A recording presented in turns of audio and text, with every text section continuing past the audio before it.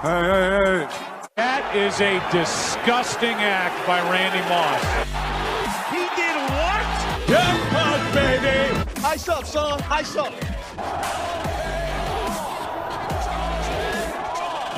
That is blasphemous. You can put it on the board. Yes. The Eastern Conference in the NBA. And I kind of touched on this a little bit earlier with the Sixers and the Nets. With that big trade, how, the Sixers, a lot of people think they're now championship contenders. I'm not buying it just yet. I need to see James Harden on the court in action before I devise a real thought on that. But you look at the standings, and the top six are all real close within each other. It's Miami, Chicago, Cleveland, Philadelphia, Milwaukee, and Boston. And Boston's won 9 games in a row, so they're hot. And it's very similar to how I'm feeling about the Eastern Conference in the NHL, where in these top 6 teams, every team is good, but it's just a matter of are one of those teams great? And I'm not so sure, right? Miami's got the great team down there with Jimmy Butler and Bam Adebayo and all those guys. Kendrick Nunn, I believe, is still there. Then you got Chicago with that really just kind of out of the blue hot start to the season with Lonzo Ball and Nikola Vucevic and all the guys they got there, Zach LaVine, so on and so forth. You get the point. They've got a really talented team there. Is Aaron Gordon on the Bulls or is he still on the Nuggets? I'm not too sure there, but anyway, you get the point. They're a very talented team. The Cavaliers are a team that, they are another team that nobody really thought too much about. Nobody really paid any mind to the Cleveland Cavaliers with Darius Garland, Shetty Osman, and Kevin Love. And all of a sudden, they're right up there with the rest of them. And then you got the 76ers, which we mentioned earlier.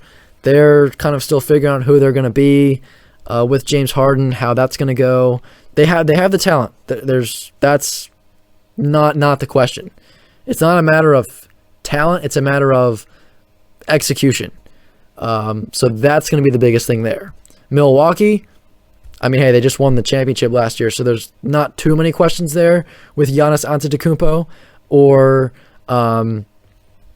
Chris Middleton, but it's just a matter of can they sift through a very heavy Eastern Conference with those other teams I mentioned. And then you got Boston, who started off the season really, really poorly. Awful start to the season. And now they've won 9 games in a row. Jaylen Brown, Jason Tatum, Marcus Smart, they're all hitting their stride. Marcus Smart did go down with an ankle injury against the 76ers last night, but the Celtics are getting things going.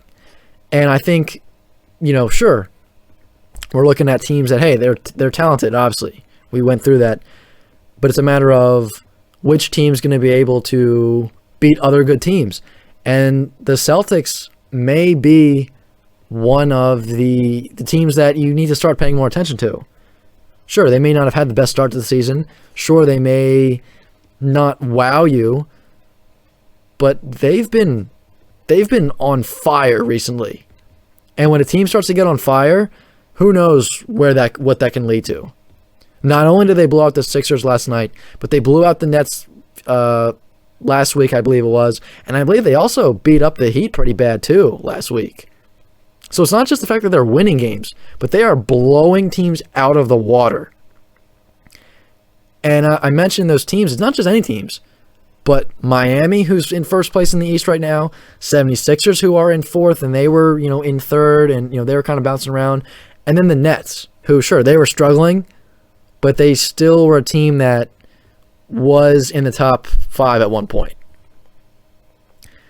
And then you have the Brooklyn Nets, who have, lost 10 out of their last 11 games.